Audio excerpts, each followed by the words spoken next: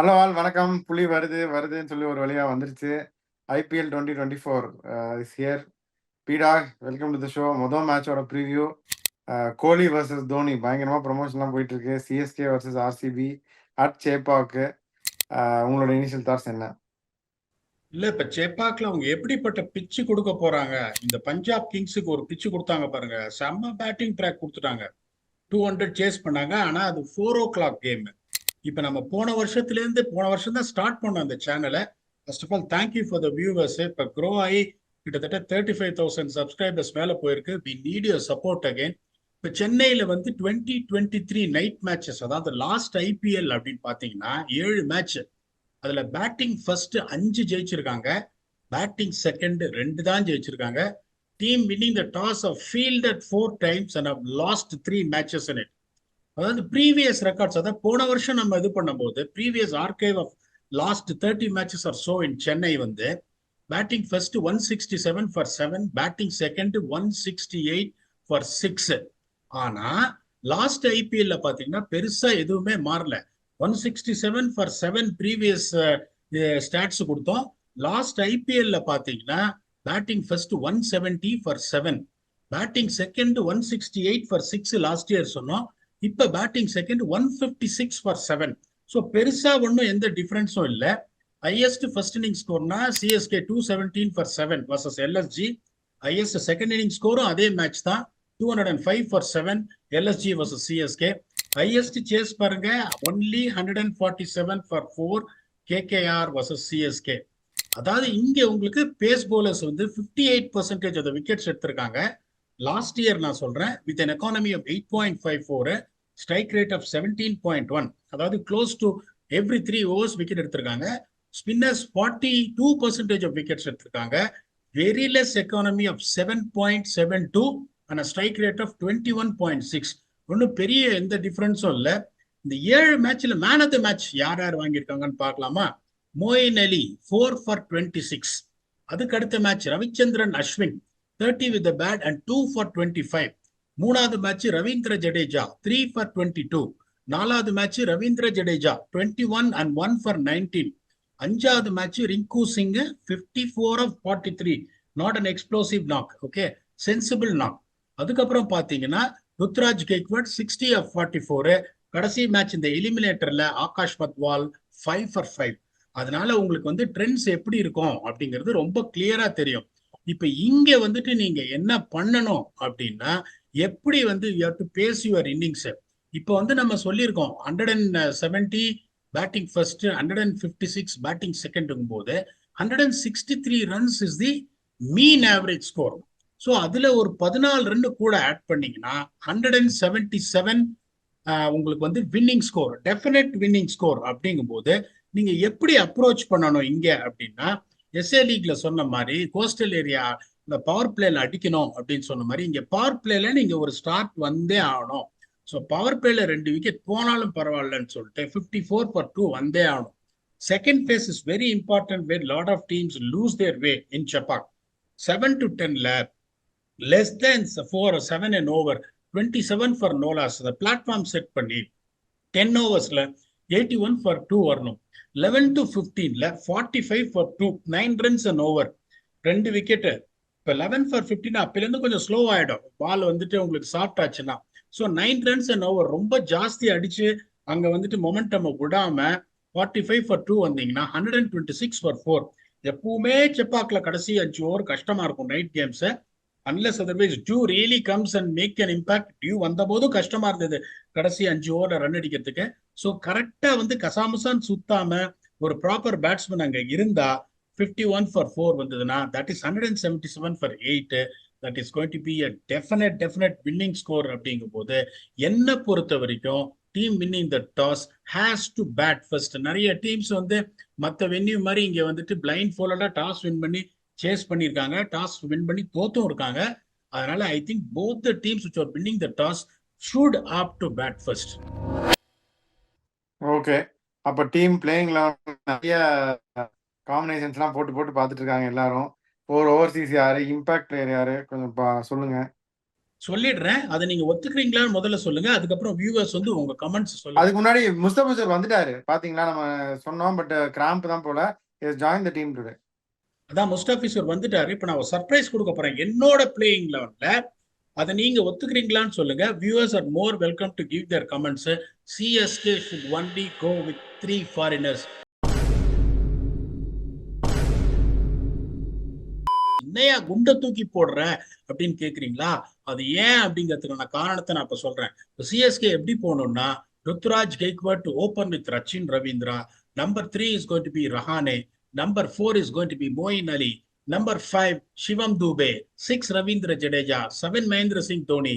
8 Shardul Thakur. 9 Deepak Chahar. 10 Maheesh Theekshana and 11 Mukesh Choudhary. அதுக்கப்புறம் அவங்களோட impact sub should be Daryl Michelle.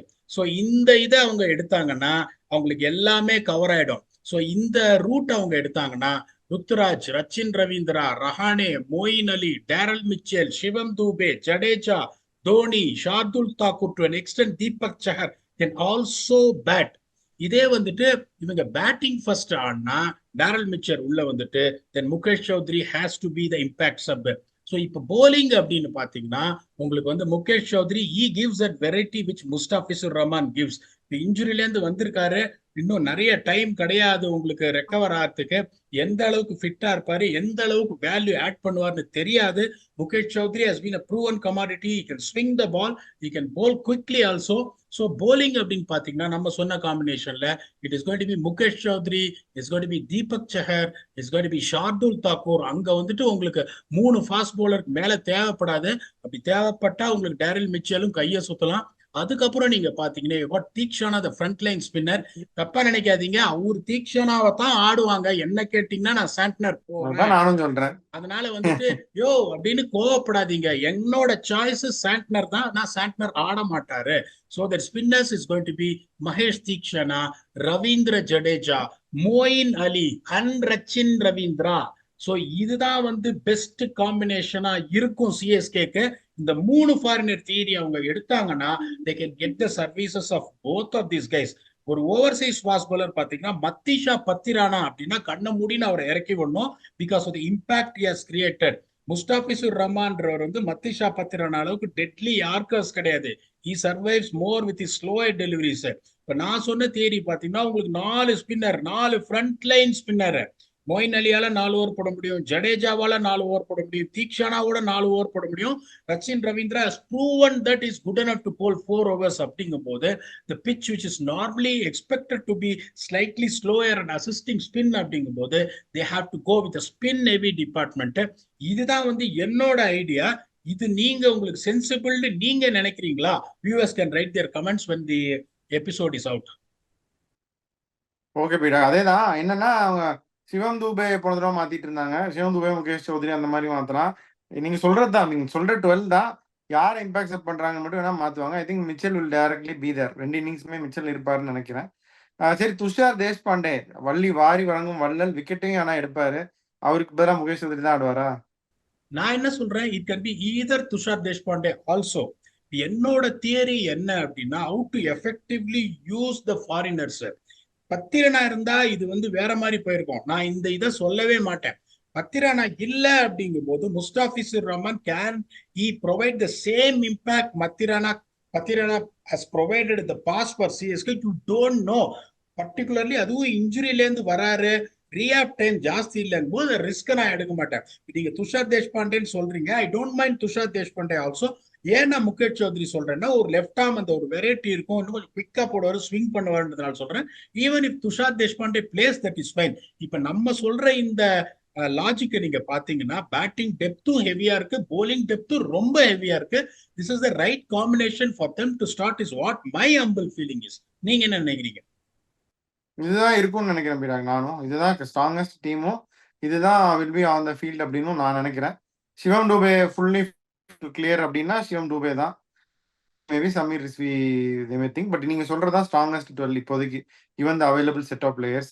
அப்படியே ஈசாலா, என்ன சாலா, ஈசாலாவோட ஈசலாக் போறதுக்கு முன்னாடி நீங்க சொல்ற இந்த சிவம் தூபே வந்து ஃபிட்னஸ் கன்சர்ன் இருந்ததுன்னா they already they are rating Samir Rizvi very highly. So it's going to be a direct swap.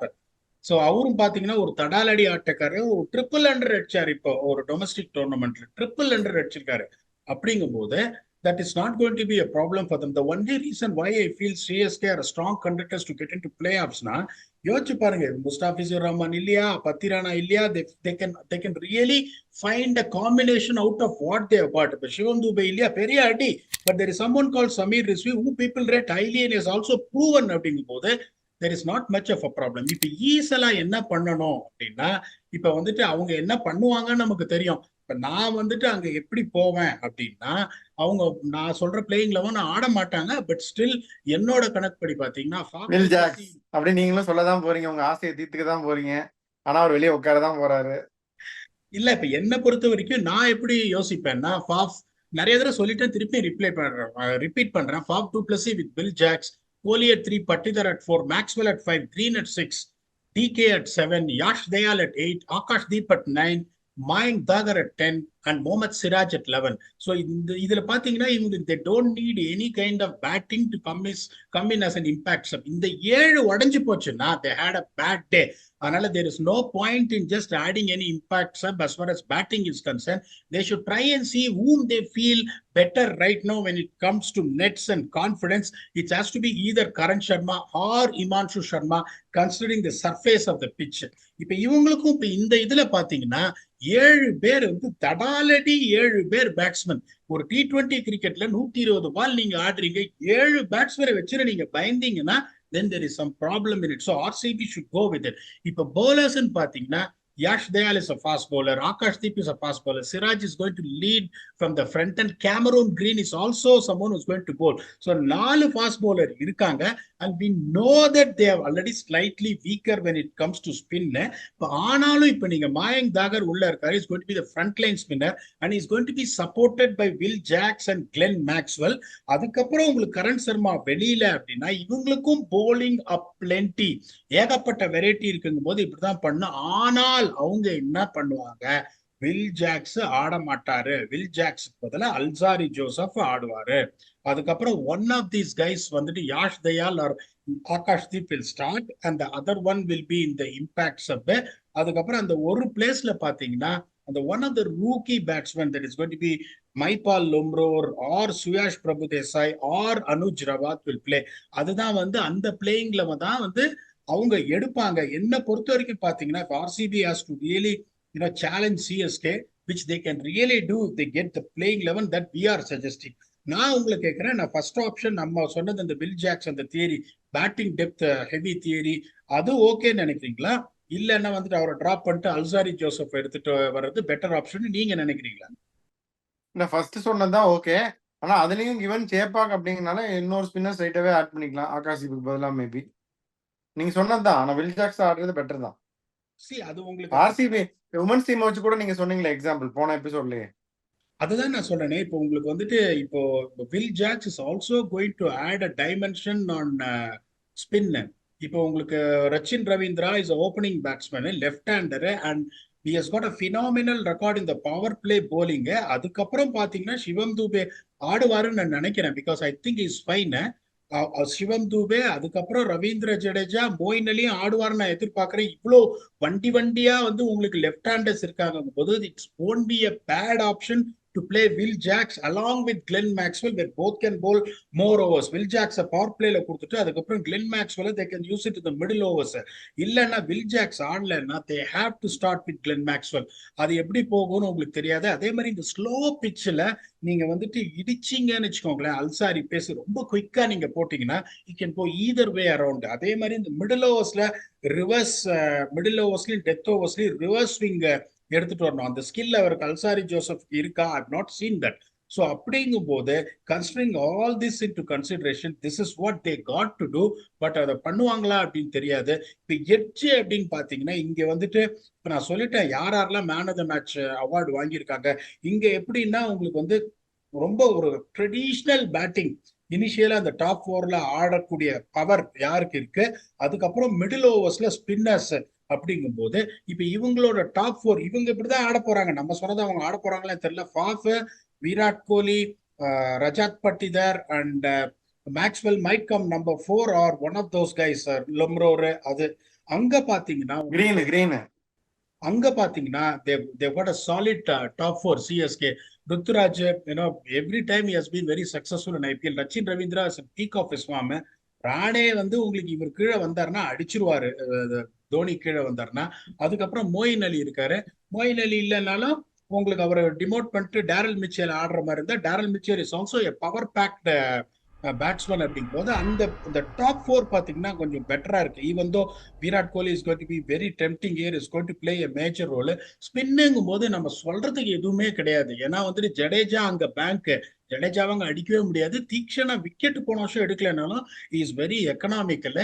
அதுக்கப்புறம் வந்து உங்களுக்கு மோயின் அலி எங்க மேன் ஆஃப் த மேட்ச் எல்லாம் வாங்கியிருக்காரு. Rachin Ravindra is decent bowler. இங்க பாத்தீங்கன்னா Mayank Dagar is front line spinner.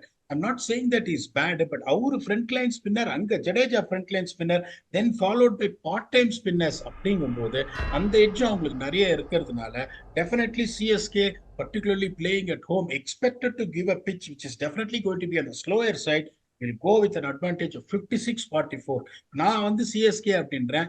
நீங்க என்ன சொல்றீங்க? நான் கண்டிப்பா சிஎஸ்கே தான் நானும் சொல்றேன்.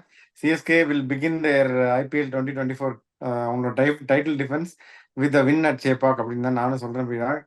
அப்படியே ஃபேண்டசி சொல்லுங்க. இப்ப ஃபேண்டசி இந்த ஆவரேஜ் ஸ்கோர்ஸ் அதெல்லாம் சொல்லிட்டேன். ஸோ நீங்க எந்த மாதிரி ஒரு பிளேயர்ஸ் எடுக்கணும்னா டாப் 3ல வந்து வின்னிங்ஸை பில்ட் பண்ணி ஆடுற பிளேயர்ஸ் எடுக்கணும். அதுக்கப்புறம் நீங்க ஆல்ரவுண்டர்ஸ் எடுக்கணும். அப்படிங்கும் போது நீங்க எப்படி போனோம்? விராட் கோலியை விடவே விடாதீங்க. Ruturaj Gaikwad another conventional player, அவரை விடாதீங்க.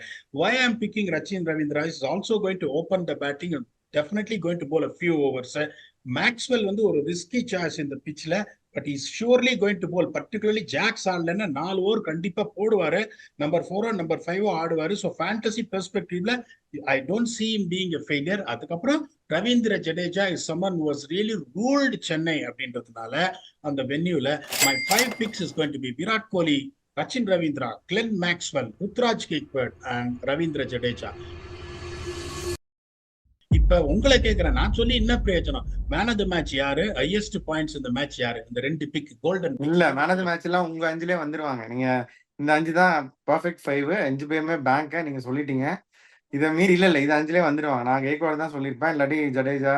நான் சொல்றேன் நினைச்சு எல்லாத்தையுமே நீங்க அப்படியே சொல்லிட்டீங்க. பீடா இதை மீறி நான் சொல்லணும் அப்படின்னா தீபக் சாகர். இந்த சைடு நான் வந்து சின்ஸ் சீசன் ஓப்பனர் நான் முதலே சொன்னேன், எல்லாரும் ரொம்ப ரோல் பண்ணின அதே ரஜத் பட்டிதார் கொஞ்சம் நல்லா பெர்ஃபார்ம் பண்ணுவார் இந்த ஐபிஎல்ல நான் நினைக்கிறேன். அதனால நான் ரஜத் பட்டிதார்னு ஒரு பிளேயர் சொல்லி போட்டு ஆரம்பிப்போம் சீசனை. இந்த பக்கம் நான் தீபக் சாகர்னு சொல்றேன். மிச்சம் நீங்க சொன்ன 5 வந்து வியூஸ் கண்ண மூடிட்டு எடுக்கலாம். 5 பேருமே பேங்க். பட்டிதார் கொஞ்சம் ரிஸ்கி சாய்ஸ் பார்த்துக்குங்க. But I feel he might do something. இந்த சைடு தீபக் சாகர். ஸோ பீடாக் முதல் மேட்ச்க்கு உங்களுடைய ஃபைனல் தாட்ஸ் என்ன? 2 பேருமே மஞ்சள் தான் ஜெயிக்கும்னு சொல்லியிருக்கோம். இது எனக்கு ஒரே ஃபைனல் தாட்ஸ் என்னன்னா, இப்ப தீபக் சாரா ரஜத் பட்டிதாரா யார் மேன் ஆஃப் த மேட்ச்? யார் மேன் ஆஃப் த மேட்ச் வந்தா எப்படி மேட்ச் போகும்னா யோசனையா இருக்கு. இந்த ஃபைனல் தாட்ஸ் மூழ்கிடுச்சு நீங்க சொன்னோன்னு. ரஜத் பட்டிதார் எவ்வளவு அடிக்க போறாரு, தீபக் சார் நியூ பால்லே குளறுபடி பண்ண போறாரா என்ன அப்படின்னு. அந்த அளவுக்கு your 2 picks has been more influential than my 5 picks in the last 1 year. இப்ப ஃபைனல் தாட்ஸ்ன்றது ரொம்ப சிம்பிள் சார். இப்போ ஒரு மேட்ச் தோத்துட்டா டோர்னமெண்ட் முடியாது 2 டீமுக்குமே. So it is 14 games. நான் மும்பை எல்லாம் வந்து எப்பவுமே ஸ்லோவா ஸ்டார்ட் பண்ற ஒரு டீம். 6க்கு 5 எல்லாம் தோத்தெல்லாம் அவங்க வந்திருக்காங்க. ஸோ இதுல ஆர்சிபி பெர்ஸ்பெக்டிவ்ல ரொம்ப இம்பார்ட்டன்ட் என்னன்னா, they're going to play on a venue which the bowlers வந்து சூட் ஆகாது. அந்த பேட்ஸ்மேன் தான் வந்து they have to really set the tone. So உங்களுக்கு அங்க என்ன நீங்க கான்ஃபிடன்ஸ் இருக்கிறீங்க இர்ரெஸ்பெக்டிவ் ஆஃப் த ரிசல்ட். அவங்க ஜெயிச்சிட்டாங்கன்னா that is going to be the icing on the cake. ஏன்னா அதுக்கப்புறம் பெங்களூர் வராங்க. அதனால வந்து அவங்களுக்கு இந்த அட்வான்டேஜ் வந்துடும். இந்த கான்ஃபிடன்ஸ் இதை வச்சுட்டு அவங்களுக்கு வந்துருச்சுன்னா அந்த செட்டில் ஆயிடும்ன்றதுனால சிஎஸ்கே பாத்தீங்கன்னா இந்த காம்பினேஷன் வாட் தே காட், அவங்க வந்து ஈஸியா போயிடுவாங்கன்னு நினைக்கிறேன் பிளே ஆஃப்ஸ்க்கு. அப்படி இது அங்க இங்க மேட்ச் தோத்தாலும் எப்படியும் சிஎஸ்கே பிளே ஆஃப்ஸ்க்கு வந்துருவாங்கன்றதுனால even though if they lose this game that is not going to create any panic or anything. இங்க இவங்க வந்து தோத்து ஆர்சிபி அதுக்கப்புறம் ஹோம் கேம் ஒன்று தோத்துட்டாங்கன்னா அதுக்கப்புறம் வேற மாதிரி போயிடுன்றதுனால it's more important for RCB to pull something out of nowhere beating CSK in Chennai. அது வந்து என்ன சொல்றது, எனக்கு தெரிஞ்சு கடைசியா அது எப்ப நடந்ததுன்னு எனக்கு தெரியல. லாஸ்டா வந்து எப்போ வந்துட்டு சிஎஸ்கே ஆர்சிபி தோக்கடிச்சாங்க எனக்கு ஏதோ ஞாபகமே 12 வருஷமா ஏதோ கணக்கு சொன்னாங்க. விராட் கோலி எல்லாம் அப்ப இந்தியா கேப்டன் கூட ஆகல. ஏதோ நிறைய கணக்கு சொன்னாங்க. ஞாபகம் கரெக்டா. எனக்கு ஒன்னே ஒண்ணு ஞாபகம் இருக்கு. நான் ஆர்சிபி டீமோட இருந்தபோது 2008ல 126 ரன் அடிச்சு டிஃபெண்ட் பண்ணோம். அந்த செம ஒஸ்ட் சீசன் எங்களுக்கு. அங்க போய் சிஎஸ்கேவை நாங்க தோக்கடிச்சோம். அது ஐ கேன் ரியலி ரிமெம்பர். அதுக்கப்புறம் எனக்கே I also can't remember when நானும் 2013 வரைக்கும் இருந்தேன். அந்த சென்னை போனாலே அடிச்சுதான் அனுப்புவாங்க. அதனால ஆர்சிபி இந்த மேட்ச் ஜெயிச்சாங்கன்னா, அதை திருப்பியும் சொல்றேன், ஃபர்ஸ்ட் மேட்ச் இப்படியும் சொல்றேன் அப்படியும் சொல்றேன், ஆர்சிபி இந்த மேட்ச் சென்னைக்கு அகேன்ஸ்டா ஜெயிச்சாங்கன்னா இப்பவே வந்துட்டு அவங்களோட பிளே ஆஃப் சான்சஸ் ஜாஸ்தியாகும். Considering the fact that Anniyan அவதரித்து விடுவார். பீடாக அப்புறம் அந்நியனா தான் உள்ள வருவார் அடுத்த எபிசோடுக்கு. அதனால இல்ல, எனக்கு to be honest with you, CSK 5 title ஜெயிச்சிருக்காங்க. CSK is also my favourite team. But RCB அப்படிங்கும் போது அது டெஃபினட்டா கொஞ்சம் ஒரு இது இருக்கும். To be very honest with you, even the edge for CSK, I won't be really disappointed. In fact, I'll be happy if RCB wins. அதனால நீங்க வந்து இதுக்கு வந்து அந்நியனும் அம்பி மாதிரி மாத்தி மாத்தி எட்ஜ் கொடுக்கணும். சிஎஸ்கேக்கு வந்து ஒரு மாதிரி எட்ஜும் ஆர்சிபிக்கு ஒரு மாதிரி எட்ஜும் மாத்தி கொடுத்துருந்துருக்கணும். அதான் வியூவர்ஸ் எதிர்பார்ப்பாங்க. பட் பரவாயில்ல. இன்னும் ஒரு இந்த ஐபிஎல்ல நீங்க ஒரு தடவை அந்நியன் நம்பி பண்ணி காட்டணும் பீடா நம்ம ஷோல. இல்ல இப்ப மேட்ச் ரிவ்யூ வரும்போது அம்பி, அந்நியன், ரேம்ப் வாக், ரெமோ எல்லாமே வருவாங்க. ஏன்னா to be very honest with you, the team which is winning is one of the teams I really like. That is either CSK or RCB. அதனால வந்துட்டு தோத்த டீம் கொஞ்சம் வருத்தப்படுவேன். ஜெயிக்கிற team is a team which I really support from the bottom of my heart. அப்படிங்கும்போது the IPL cannot start any bigger than these two titans clashing அப்படின்றதுனால wishing both the teams all the very best until we come back for the next episode is going to be the review between RCB and CSK and also the matches that's going to follow. We are going to come and preview each and every game like what we did in IPL until we come back and entertain you for yet another episode. Thanks a lot and bye-bye.